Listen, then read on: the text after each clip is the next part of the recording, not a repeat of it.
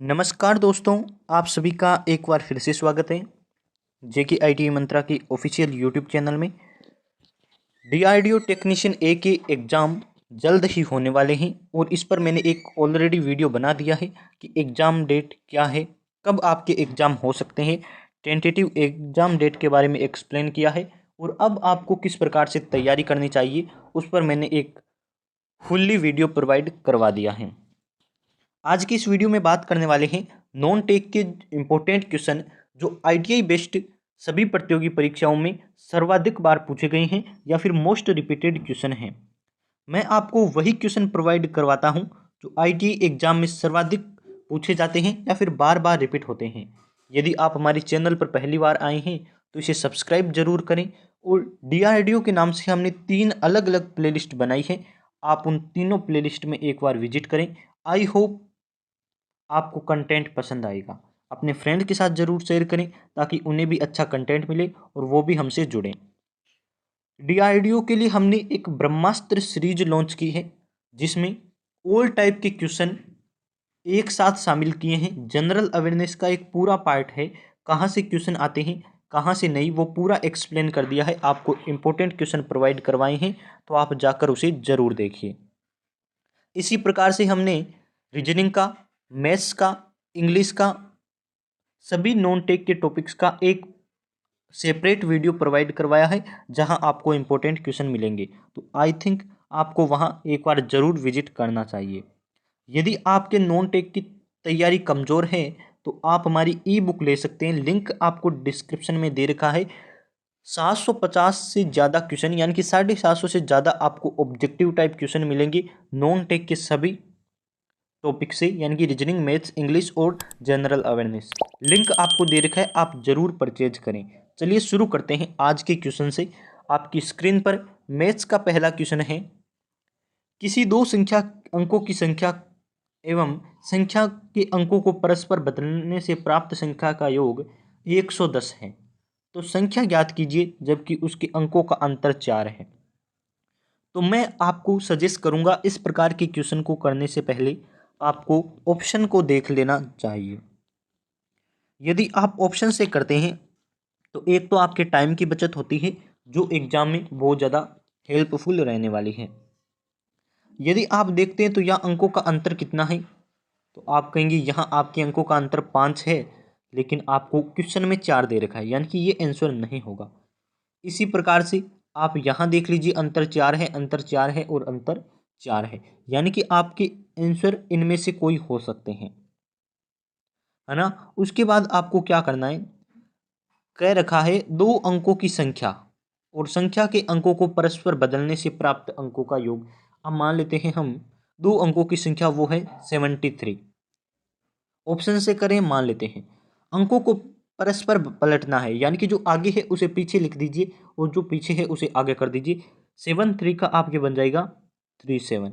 आपको इन्हें ऐड करना है तो आप ऐड करेंगे 1, यानी कि इस प्रकार से आप कर सकते हैं। 110 आ रहा है योगफल, तो आप कहेंगे ये आंसर हो सकता है।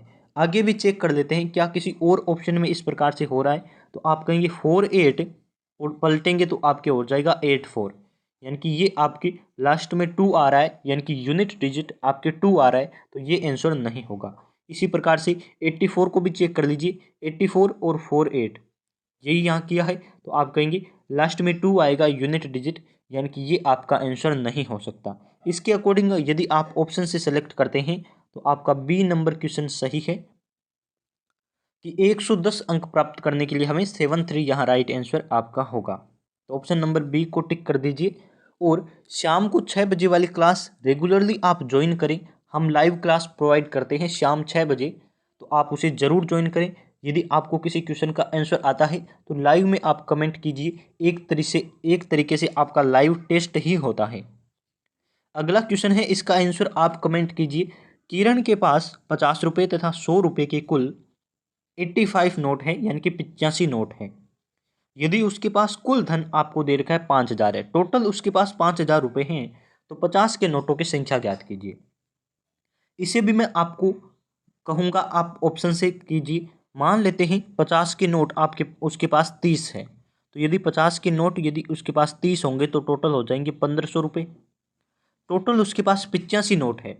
यदि 30 नोट इसके हैं 50 के, तो लास्ट में आपकी 55 नोट होंगे 100 के, यानी कि उसके पास रुपए हो जाएंगे 5500 वो वाले। तो कितने होंगे, ये आपके हो गए 7000। लेकिन आपको क्वेश्चन में दे रखा है 5000 रुपये उसके पास टोटल है।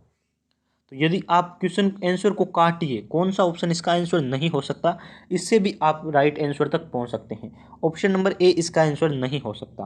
अब मान लेते हैं 50 के नोटों की संख्या आपके 50 है, तो 50 के 50 नोट है, यानी कि 2500 रुपये हो गए। यदि 50 नोट 50 रुपये के हैं, तो टोटल 85 है, उसमें से 100 के होंगे 3500, यानी कि 3500 रुपये वो हो गए। तो आप कहेंगे ये हो गई 6000, लेकिन उसके पास तो टोटल रुपये 5000 है। तो इस प्रकार से ऑप्शन नंबर बी भी इसका राइट आंसर नहीं होगा। अगला आप चेक कर लीजिए, तीसरा जो ऑप्शन है वो 70 है, यानी कि 50 की आप उसके पास 70 नोट है, यानी कि 3500 रुपये हैं। 70 नोट उसके पास 50 के हैं, तो 85 में से 15 नोट उसके पास 100 के होंगे, तो 1500 रुपये वो हो गए। टोटल उसके पास 5000 रुपये है, यानी कि आप कह सकते हैं ऑप्शन नंबर बी यहाँ सही आंसर होगा। तो डायरेक्ट आप ऑप्शन को देखकर भी इसका आंसर कर सकते हैं। ऑप्शन नंबर सी सही आंसर है। कमेंट करके आप ये बताइए कि क्या आपने ये क्वेश्चन पहले ही कर दिया है, या फिर आपको समझ आ गया है, या फिर अब आपने समझा है, किस प्रकार से किया है, कमेंट जरूर कीजिए। इंग्लिश का क्वेश्चन है। आई होप आप में से अधिकांश इसका आंसर देंगे, और ये क्वेश्चन अभी रिसेंटली पूछा गया है JMRC में, यानी कि जयपुर मेट्रो में। जयपुर मेट्रो में नहीं, शायद पावर ग्रिड का कोई पेपर था, इसमें ये क्वेश्चन पूछा गया है। तो DRDO ये क्वेश्चन दे सकता है। ITI आधारित परीक्षाओं में पूछे गए क्वेश्चन है। देखिए क्या कह रहा है क्वेश्चन आपके सामने है। 4 word are given out of which only 1 word is spelled correctly, यानी कि सही स्पेलिंग वाला एक है। चूज द करेक्टली स्पेल्ड, यानी कि सही लिखा हुआ वर्ड आपको करेक्ट चूज करना है। ऑप्शन नंबर ए इसका सही आंसर है, acidic.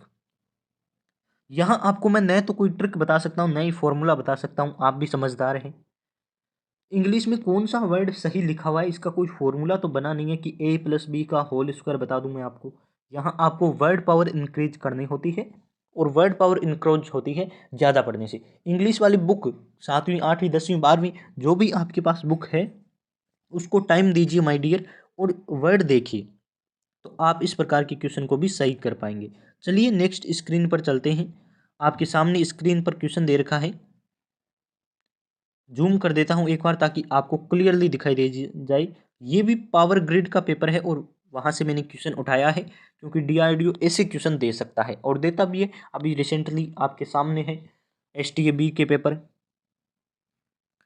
The sentence below has been divided into 3 part, यानी कि 3 पार्ट में सेंटेंस डिवाइड किया गया है। Select the part of sentence that has an error, यानी कि वह पार्ट सेलेक्ट कीजिए सेंटेंस का जिसमें एक गलती है। तो ये आपको ओब्लिक दिखाई दे रहा है ना, एक पार्ट ये रहा, 2 पार्ट ये रहा, 3 पार्ट ये रहा, यानी कि सेंटेंस को आपके 3 पार्ट में इसने डिवाइड किया है। आपको जो गलत पार्ट है, इनकरेक्ट पार्ट है, उसको सेलेक्ट करना है। तो किस प्रकार से करेंगे माय डियर, देखिए इसमें आपको देखना है। पहला लिखा हुआ है I have thrown many a man, I have thrown many a man. दूसरे में दे रखा है down the catacombs and none have ever return. तो ये आपका सेंटेंस है। अब आपको देखना है किस में गलती है। यदि आपको लगता है कि सेंटेंस एकदम सही है तो आप नो एरर वाला ऑप्शन भी सेलेक्ट कर सकते हैं, लेकिन मैं आपसे रिक्वेस्ट करूंगा आप सेंटेंस को ध्यान से देखिए। सेंटेंस आपका ये रहा, जूम कर देता हूँ। जूम करने से थोड़ी क्वालिटी कम हो रही है, लेकिन आप देख लीजिए, आई होप आपको समझ आएगा। थोड़ा मैं पेन का साइज भी कम कर देता हूँ, ये लो। अब आपको एकदम करेक्ट दिखाई देगा। यहाँ आप देखेंगे ए मेन लिखा हुआ है, ए भी लिखा हुआ है, और मेन की स्पेलिंग इस प्रकार से लिखी हुई है, MEN लिखा हुआ है। MEN होता है ना मेन की स्पेलिंग, और MEN लगाने से क्या बन जाता है आपको पता है, प्लूरल बन जाता है, और प्लूरल के साथ ए आया है, यानी कि गलत ही है सेंटेंस। यदि ए में लिखा होता ऊपर वाला तो सही मानते, लेकिन यहाँ ये मेन लिखा है तो ए नहीं लगाना चाहिए था। तो आप कहेंगे I have thrown a many a men, ये वाला जो पार्ट है ना, इसमें गलती दे रखी है। इजीली आप सेलेक्ट कर सकते हैं। इंग्लिश में माय डियर सबसे इजी होता है, इसमें आपको क्या बताने की आवश्यकता है ना। चलिए इस क्वेश्चन से मैं आपसे रिक्वेस्ट करूंगा, मैंने पहले भी करवाया है, बार बार क्वेश्चन करवाते हैं अच्छा नहीं लगता, लेकिन मैं कह रहा हूँ इम्पोर्टेंट है इसलिए आपको बार बार करवाना पड़ता है कि आपके सामने बार बार क्वेश्चन आए, आप एग्जाम में गलत ना करें। हमारा टारगेट यही होता है। तो पहले तो आप कमेंट कीजिए, मैं आपको टाइम देता हूँ। जनसंख्या किस सूची का विषय है, ये आपको बताना है। जनसंख्या तो मैं माय डियर आपको बता दूं, दो होती है, एक होता है जनसंख्या, एक होती है जनगणना। समझ गई ना क्या होता है जनसंख्या, और दूसरी होती है जनगणना, यानी कि लोगों को काउंट करना, जन की गणना करना। तो जनगणना का काम होता है संघ सूची का, यानी कि केंद्र सरकार का, संघ सूची का। तो यदि आपसे जनगणना पूछे तो आपको संघ सूची की तरफ जाना है, लेकिन यदि जनसंख्या पूछा है ना तो आपको समवर्ती सूची की तरफ जाना है। समवर्ती सूची वो होती है जिसमें केंद्र और राज्य दोनों कानून बना सकते हैं। राज्य सूची में केवल राज्य सरकार, संघ सूची में केवल केंद्र सरकार, और समवर्ती सूची में दोनों सरकारें कानून बना सकती हैं। तो जनसंख्या आपकी समवर्ती सूची का विषय है, जनगणना आपकी संघ सूची का विषय है। जनरल अवेयरनेस का वेरी इंपॉर्टेंट क्वेश्चन है माय डियर, इसे ज़्यादा से ज़्यादा प्रैक्टिस कीजिए। आप सभी का बहुत बहुत धन्यवाद। हमारी प्लेलिस्ट पर जरूर विजिट करते रहिए, चैनल को शेयर करते रहिए, वीडियो को लाइक करते रहिए, और पहली बार आए हैं तो सब्सक्राइब जरूर करें। बहुत बहुत धन्यवाद। Best of luck for your exams.